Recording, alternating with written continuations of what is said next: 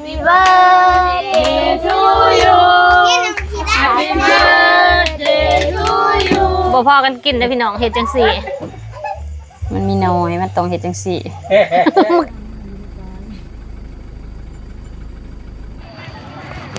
สวัสดีพี่น้องมื้อนี้ทิพย์สิพาพี่น้องมาเลาะตลาดนัดบ้านทวดจะเปิดทุกๆวันศุกร์ตอนเสาร์เลยพี่น้องเปิดแต่ตอนเสาร์5 เที่ยงนี่มากับลานๆผู้สาวเมื่อเลยบ่ได้มาเฮิงเลยเด้บ่ได้มาเฮิงเลยพี่น้องตลาดแห่งนี้เดี๋ยวมารอเบิ่งว่ามีหยังแหน่มานี่ก็บ่ได้มีเป่าไม้ยังได้ตั้งยังมาเลาะ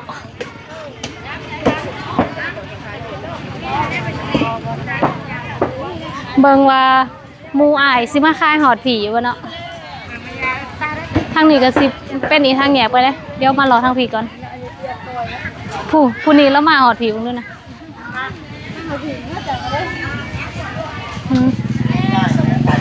มาเบิ่งก้อยบางทีมีก้อยเนาะ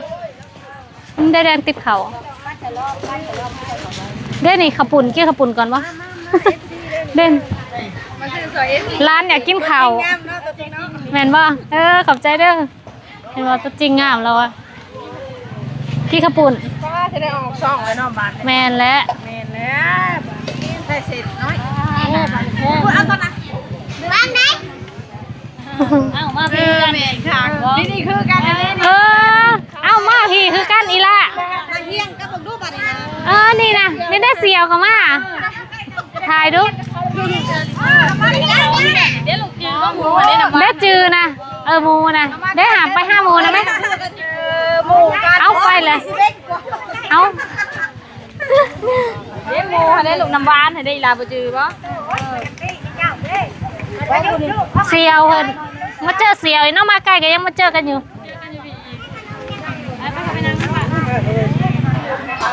ป่ะกินกระปุ่นก่อนพี่น้องจังรอ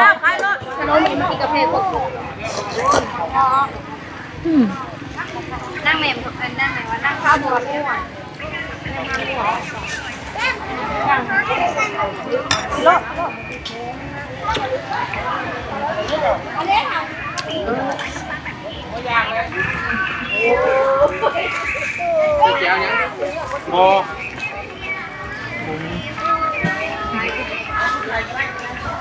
ใส่บ้านนะเขาเห็ดไว้บ่คือแล้วไว้มันมีอันตัวแล้วใส่เอื่อย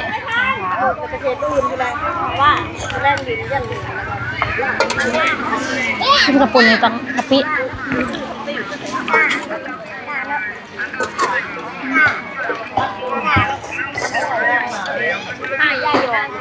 ยายหยอดนอนเขาเดียวนี่เองหยอดเขาเดียวมันก็นอนนี่เองอาจจะขอ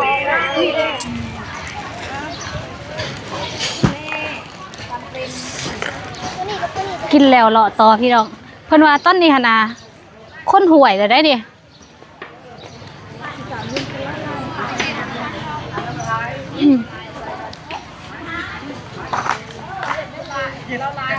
อันนี้มันยังเขียดก็หรือแมงดา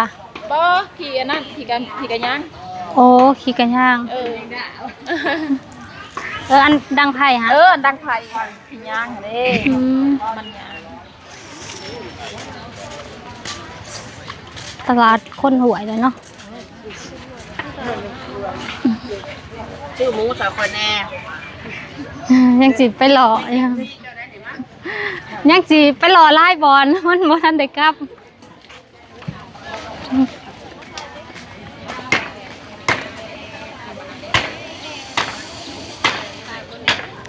นาด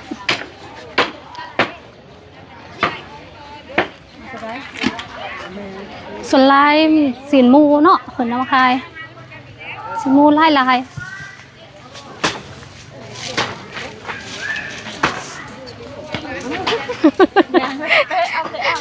เกิดในตะกองลมปลาขาม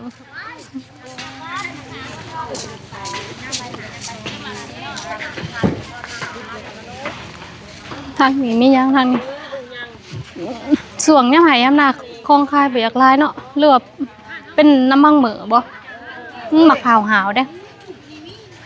ออกอันนั้นแหละออกเจ้าเลย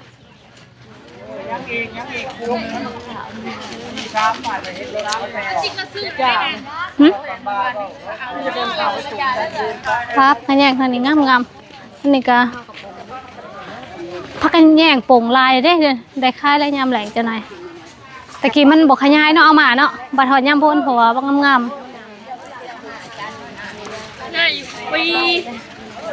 แต่ละคนพายกับถือกระตามาได้กระจอกมาจ่ายตลาด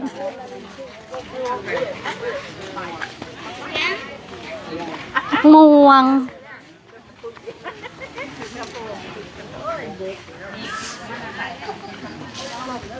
มืดเลยเด้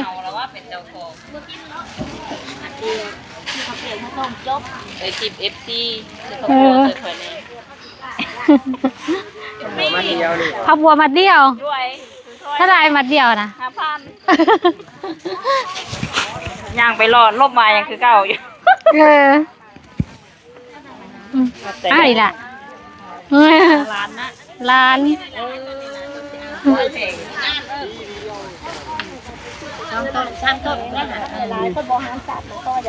ก็มาริมใหม่เด้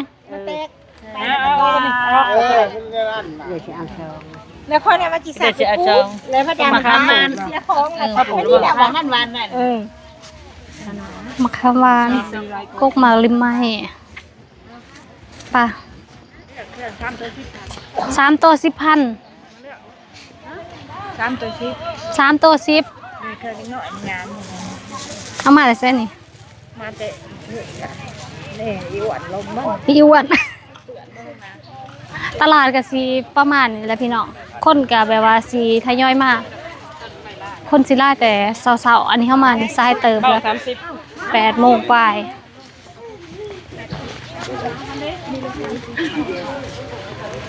โอ้มีสาอีก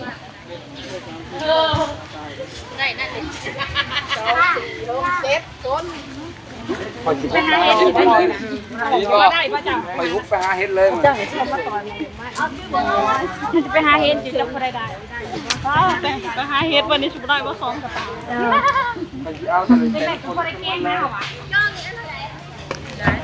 มักแตง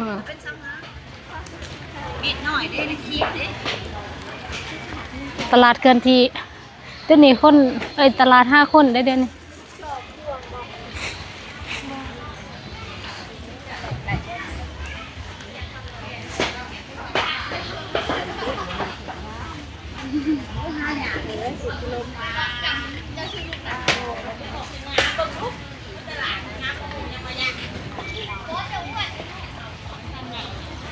หมากไอ้ยักษ์อันนี้โอ้หมากมูวันนี้ป้าหมากมูยังคือหน่อยแท้มูอัพิโดชื่อมันหรอแซ่บไหมแซ่บวะอันนี้หมักไปสบายดีพี่น้องกลับมาแต่รอตลาดกะมาสลองวันเกิดขอบคุณแล้วก็ขอบใจ FC เลยเด้อให้ของขวัญวันเกิดมาวันนี้ก็เลยมือพิเศษอีเมลยังมือนี่เจ้าหยอมพวกมันท่านจะยังใส่สูตรขึ้นเป็นตู่เลยวันนี้หยอมพรมมาเด้อพี่น้องกินข้าวน้ำเด้อกินขวนูแล้วก็ย่างไหนเนยมีย่างไหนเนยมีย่างไหนเนาะกุ้งแล้วก็ย่างเนาะแล้วก็หอยย่างค่ะหอยย่างเนาะมีกุ้งกับหอยพี่เนาะเรามากินข้าวกันป้าเบิ่งร้านค่ะบริกินด้นอะไรนี่แสบบ่เนยอีลีบ่คือไรนะสวยนะผู้เบิ่งโทรศัพท์นั่นมีแต่ผู้นั้นบ่เบิ่งผู้เดียวเขากินกุ้งยาวๆอยู่เนาะอันนิ้วบ้าต้องกินเด้อผู้ใดเบิ่งโทรศัพท์แล้วบ่ต้องกินเค้กเด้อพี่น่ะป้ากินให้ FC เบิ่งแซ่บๆไว้หัวมาฮะหัวมากินหัวหิวแห้งวันมันกินได้อยู่ กินได้อยู่เพิ่นว่า แม่ว่าให้ค่ายเอาพอค่าย เปลือกก็กินพันอันห้อยแข้งพี่น้องพันห้อยแข้งกับอันสังเกาะกุ้ง นี่มันได้กุ้งโอ้ยมาอีวันกินบ่ทุก ว่าแบ่งหน่อยจ้ะเอามาเมียนเลยก่อน โก้ยเอานางบ่ติดแล้ววันนี้กินชิงซองเอาได้แบบนี้เอา อ้วนบ่จะเป็นสามมันกินกินคนเดียวมึงบ่นะอ้วนกินคนเดียวบ่นะลายแห้งตัว เอาไปนั่ง นี่คือบอลนางบัดนี้ อย่าย้ำเอาอย่าแม่จับให้ ยับเอาอีละหาบริเขาพระเขานะโม จับให้หน่อยพี่ เอายับไปไกลๆก็ได้อันนี้เอา มาไม่กินยำ ทีมใส่ใส่ นี่ ไปเพิ่นก่อนให้ได้ทงยางนะแม่มึงได้ค่ะ อันได้หาถวยน้ำอันน่ะ นั่นนี่ ก็กระโดด บริอันน่ะเห็ดมืดบ่กุ้งมืดวะ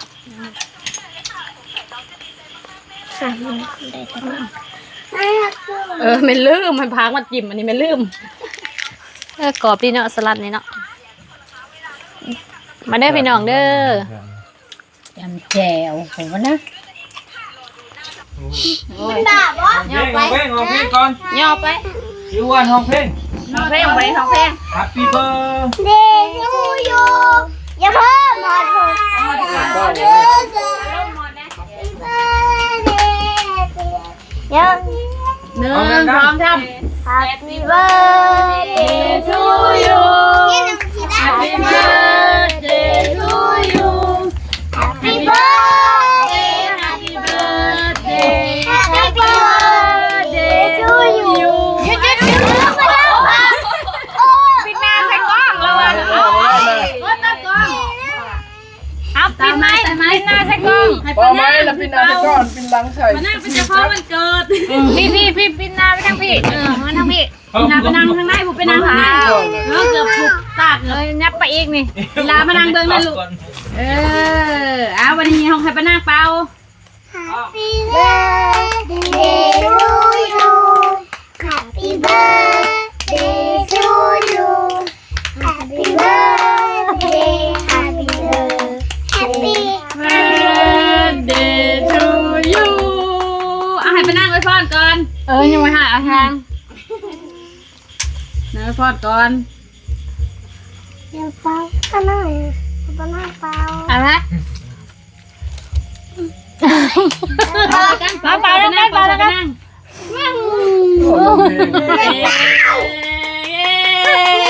เทียนออก เดี๋ยวเราคัดเค้กกันนี่ ตัดปะนี่ฮะ งั้น เดี๋ยวเราก็ลูกได้เทียน จับเจ้าได้เทียน แจกพวกสิบมึงดู อ๋อเดี๋ยวค่ะชิมไม่ทราบบ้างดู แจกปะโอ้เนี่ยไปแล้วมันสีอิ่มบ่ เอ็มสังกัดเอ็มแดงๆนะมะมีแดงเดี๋ยวพอจับ ต้องมันจะหายไป อย่าพาวเบิ้ง โอ้เอาออกเด้อสีดำๆกินบ่ได้กินแต่ข้างในมัน เอามีดนี่ ดูได้ บ่ได้ดอก หลอกเอาเดินถวยไฟเช้าตัวไหนนั่งสักการะอันนี้ไม่เป็นสักการะ ไปเลยบุญละเปียตัวจะได้กับเสือปะ อะไร มันกินบ่ได้แต่ว่าโดยอันหากินได้บ่ ใจได้เอาแค่เก็บปีบ้า ก็ยังเอาอันนี้ออกก่อนเฮ้ย เอาไว้ค่ะ อย่าพาวยังไม่ทันได้ปาก ถวยมังเมาผมนี่ โอ้ย ไอซิงซอกเนี่ย ไอ้ที่แดงๆนี่ที่แดงก็เอา อย่าพาว มันอย่ามาท เตียงเอาคือเอาถวยมาใส่ เอา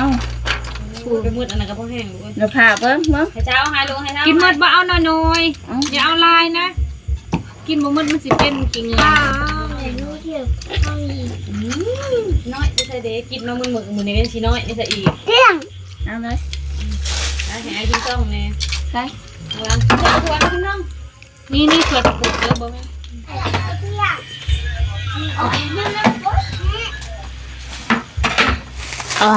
กิน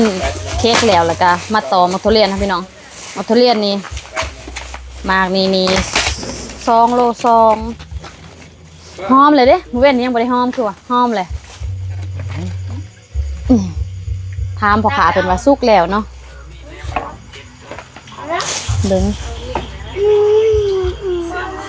คือว่าเจาะเลยได้คือว่าเจาะเบิ่งอยู่คือว่าบ่ได้เจาะบ่เนาะเป็นหอยเจาะสิลองผ่าได้พี่น้องผ่าเธอตะบิดลองเบิ่งทางใดวะ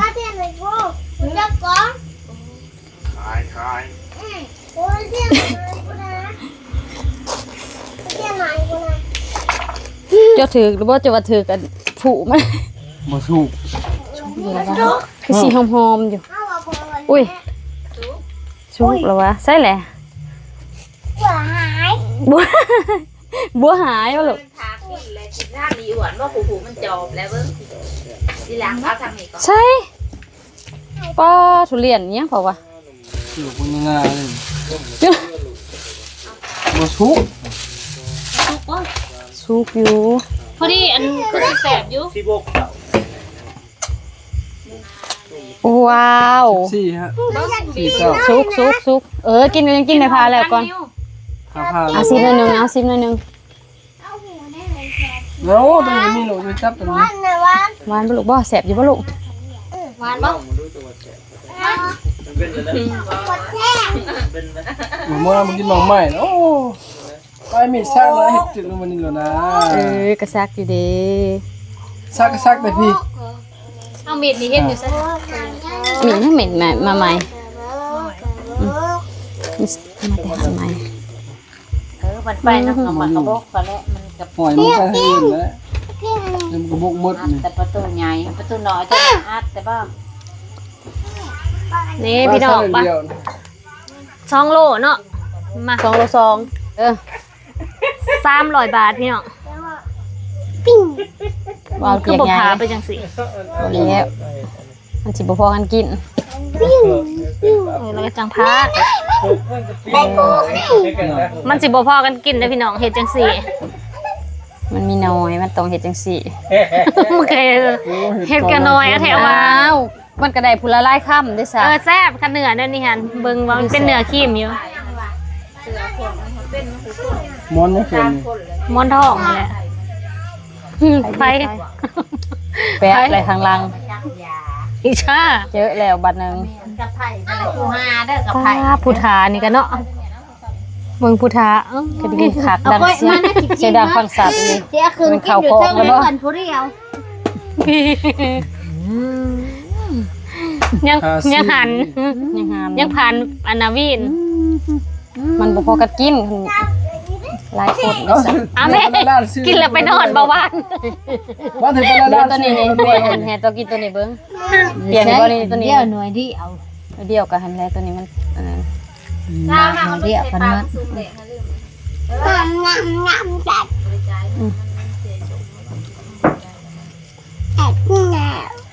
ไปกินแล้ว เอา บ่พี่ บ น้ อ อก ง ว่าค่าเหล็กจะไปซื้อมาเรียบร้อยเลย ผู้สิเล็กพักแก้นะพันขังเลยลืมไปถึงเพลโอ้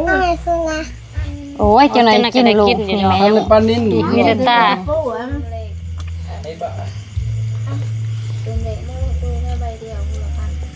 เอากระโตกมาดูค่ะ โอ้ย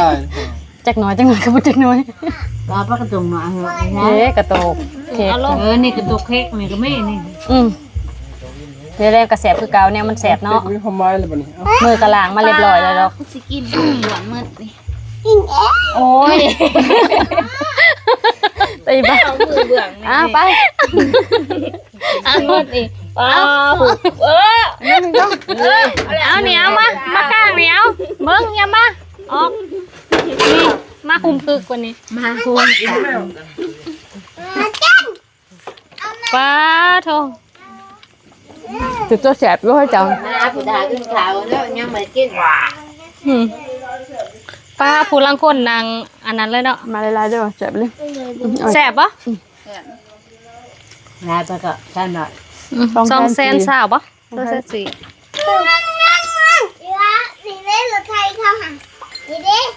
โดยบ่ได้ออนช้อนบ่ได้บักโดยโอ้ย เบิ่งแสบบ่เป็นได้ กินได้บ่ คือสิคือเค็ม ออนช้อนนำบ่ได้บัก กิน แสบเลย เอาหนังมา อันนี้จังหวัดแสบเลยเนาะหวานกับหวานมันกับมัน ว้าวลีกันกินเลย หอมมาเลย ตอนน้องน้ำหน้าเด้ บ่จักได้บ่สามหมอกล่อง เสื้อเสืออันเดียวเนาะ กินอะไรยากวะ กินในบ่ซื้อหมอกล่องกันวะคือ หอมอีแล้วได้ด้วย กินบ่ อันนี้จังหวัดแสบเลยหมอทุเรียนค่ะ มันกินได้แล้วของ ที่เฮาฉันก็มา ใช่ใช่ว่าเขาบอก ปลากระป๋องเลยแม่ หัวกุ้งได้ไหมหัวกุ้งเอาใส่หนามก็แซ่บละ แสบเนาะเนี่ยเนาะผ้าลานจึงเรียมมือ เมื่อไหร่ ไปที่บ้าน เป็นบ้าแล้วหามึงวะ หมดแล้วอีกแบบ อันคนนี้คือบ่มีนายจักเม็ด เมื่อ เอาในมันอยู่หยอมมือ ไม่พาออกในมัน แสบเลยเนาะผู้ชายก็คล้ายนี่จื้อนาแล้วแหละ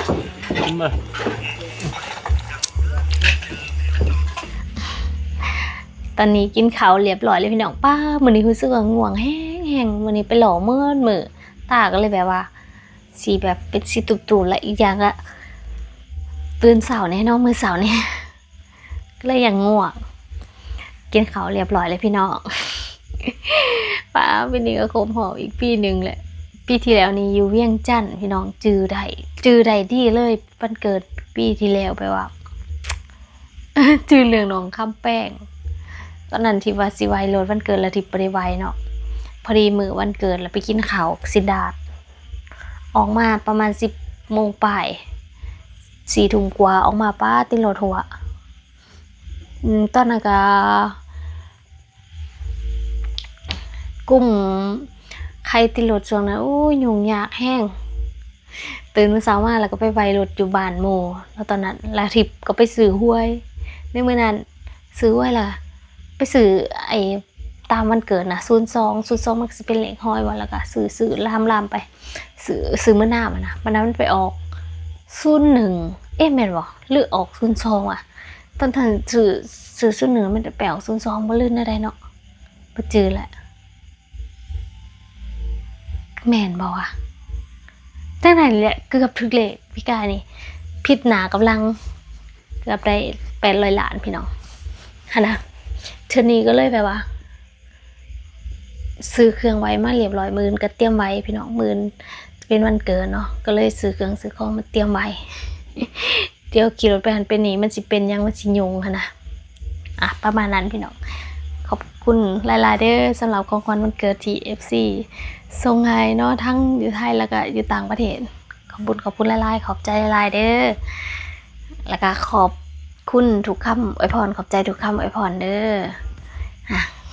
เท่ากันอีก1 ปีแล้วเด้อพี่น้องสำหรับคลิปนี้ก็สิจบไว้เพียงเท่านี้เด้อพี่น้องเจอกันใหม่ในคลิปต่อไปสบายดี